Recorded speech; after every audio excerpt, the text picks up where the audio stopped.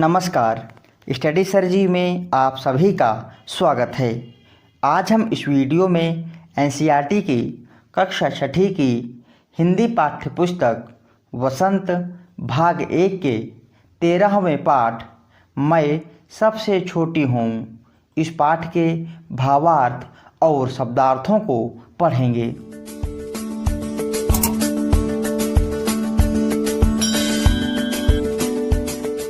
आइए वीडियो शुरू करते हैं। सबसे पहले पाठ के कवि के बारे में जानते हैं।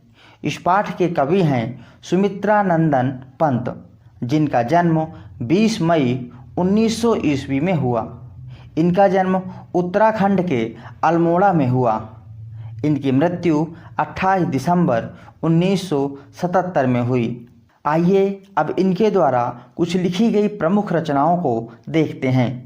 वीणा, पल्लव, चिदंबरा, युगवाणी, ग्राम्या, युगांतर इत्यादि आदि इनके द्वारा लिखी गई कुछ प्रमुख रचनाएं हैं। मैं सबसे छोटी हूँ इस कविता को कवि सुमित्रानंदन पंत जी ने लिखा है। कवि ने इस कविता में बाल सुलभ चेष्टाओं का बहुत ही सुंदर चित्रण किया है।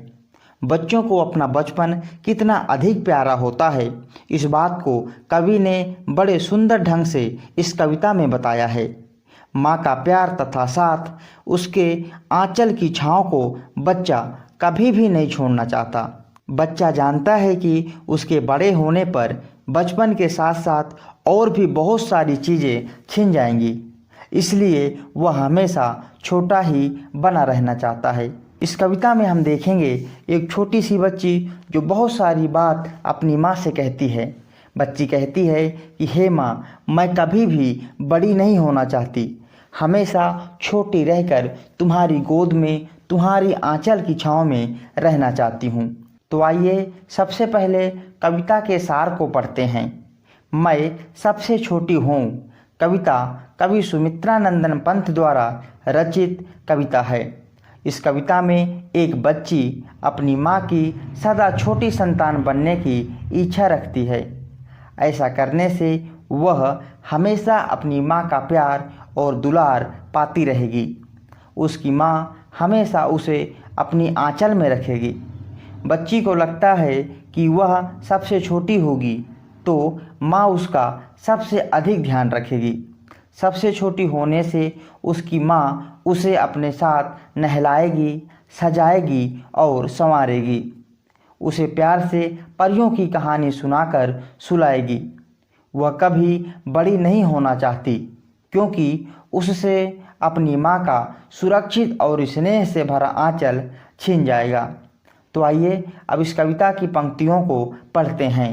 मैं सबसे छोटी हूँ, तेरी गोदी में सोऊं, तेरा आंचल पकड़ पकड़ कर फिरूं सदा माँ तेरे साथ, कभी न छोड़ूं तेरा हाथ। इन पंक्तियों में कवि कह रहे हैं कि छोटी सी बच्ची जो हमेशा ही अपनी माँ के साथ रहना चाहती है।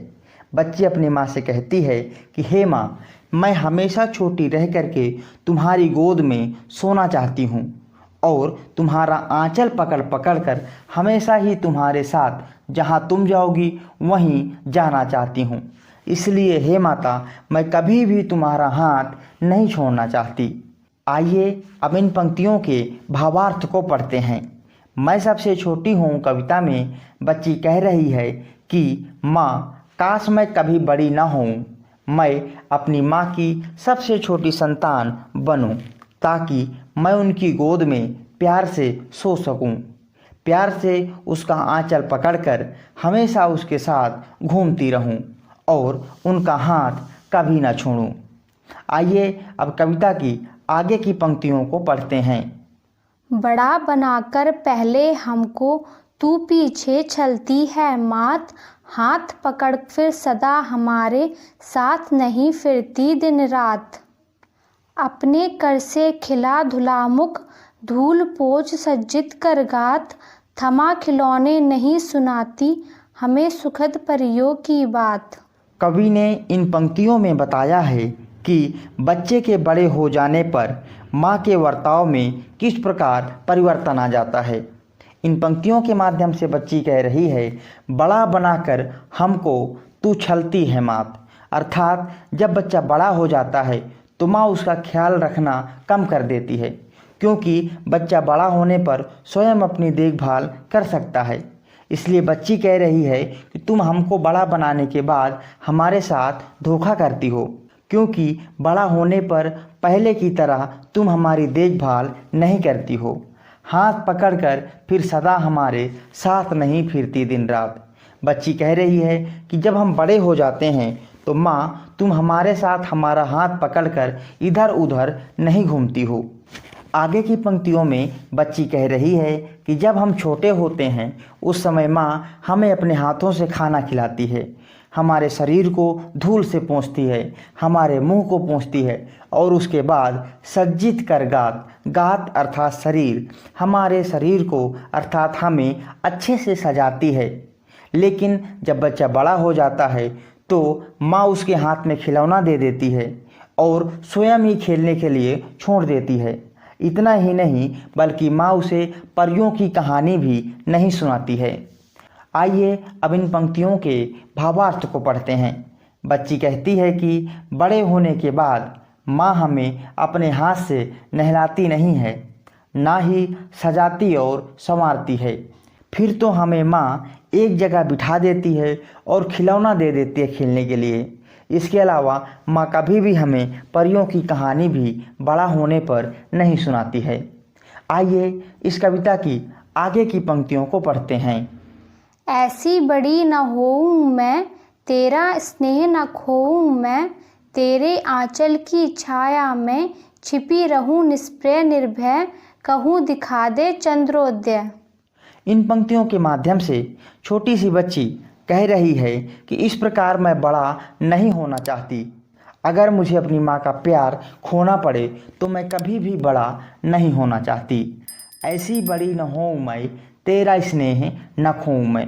अर्थात अगर मुझे बड़ा होने पर अपनी माँ का स्नेह खोना पड़े तो मैं कभी भी बड़ा नहीं होना चाहती। आगे बच्ची अपनी माँ से कह रही है, हे माँ, मैं छोटी रहकर तुम्हारे आंचल में बिना कुछ चाहे छिपे रहना चाहती हूँ।